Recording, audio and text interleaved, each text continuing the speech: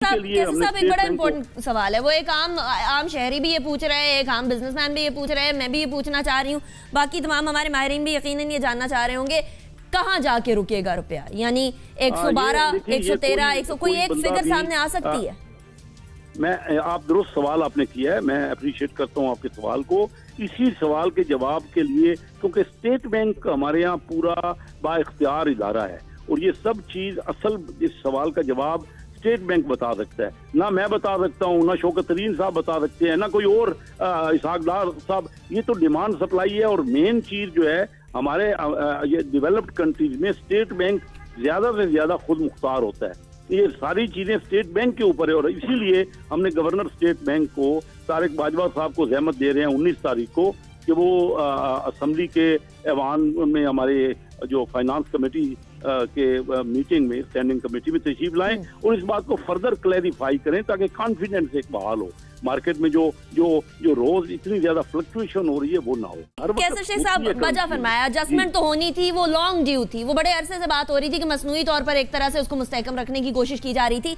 सवाल तो ये आता है कि अगर मुस्तहकम रखना था तो कोई प्रॉपर पॉलिसी होती। लोग कह रहे हैं कि फेक तरीके से, यानी मसनूई तौर पर और फोर्सफुली इसको मुस्तहकम रखा जा रहा था। वो असल में फिगर फजिंग हो रही थी। इसहाकदार साहब ने एक्चुअली कोई वैल्यू के अंदर इजाफा नहीं किया था रुपए की, असल में डी वैल्यू हो रहा था। लेकिन जिस तरह IMF का तज्जिया भी आया उसमें भी यही था कि रुपए की कदर वाकई में कम होनी थी। अब कम करनी थी कैसर साहब, तो हुकूमत ये सोचती कि उसको प्रॉपर पॉलिसी के तरीके से, प्रॉपर तरीके से उसको कम करती। ये ओपन मार्केट और इंटरबैंक के रहमो करम पे क्यों छोड़ दिया गया रुपए को? ये देखिए, आप भी बड़ी माशाल्लाह एक्सपर्ट बात कर रही हैं। ये आप दुरुस्त कह रही हैं। देखिए बात ये डिमांड सप्लाई की बात होती है। जो डॉलर की डिमांड है, इंपोर्टर्स और एक्सपोर्टर्स की जो डिमांड है ओपन मार्केट में होती है। इन्हीं बातों पे मैंने असेंबली में मैंने खुद हुकूमत को परसों ही मैंने एक क्वेश्चन पे मैंने बात की असेंबली में कि आप हमें हमारे क्लैरिफाई कीजिए, हमारा तमाम बिजनेस मैन को ये कॉन्फिडेंस आना चाहिए कि क्या तरीका कार है। और मैंने स्टेट बैंक ऑफ पाकिस्तान को बुलाया है 19 तारीख को फाइनेंस कमेटी की मीटिंग में, ताकि हमें प्रॉपर तरीका कार बताया जाए कि वो क्या फार्मूला है जिससे आप इसको एडजस्ट कर रहे हैं और आगे क्या होगा। देखिए होनी तो थी और कुछ हद तक अगर हुआ है तो इससे हमारी एक्सपोर्ट बढ़ेगी, बेहतरी हुई है। लेकिन उसका ये मतलब नहीं कि देखिए ना, इसमें स्पेकुलेटिव शुरू हो गया है, इस वक्त सट्टेबाजी शुरू हो गई है। सुबह कुछ होता है, शाम कुछ होता है, तो लोगों में हमारे एतमाद का फुकदान हो गया है।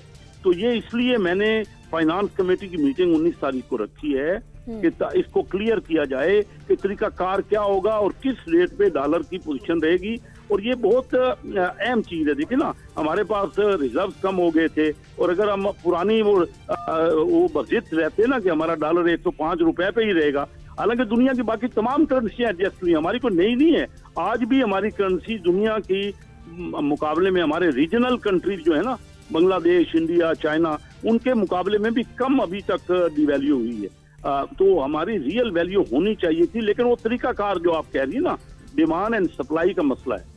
तो ये अगर हुआ है तो एक्सपोर्टर्स को हमें फायदा होगा जो कुछ हुआ है। लेकिन मैं कहता हूँ उसको मुस्तहकम ये नहीं होना चाहिए कि सुबह और शाम में 4-4, 3-3 रुपए का फर्क नहीं होना चाहिए।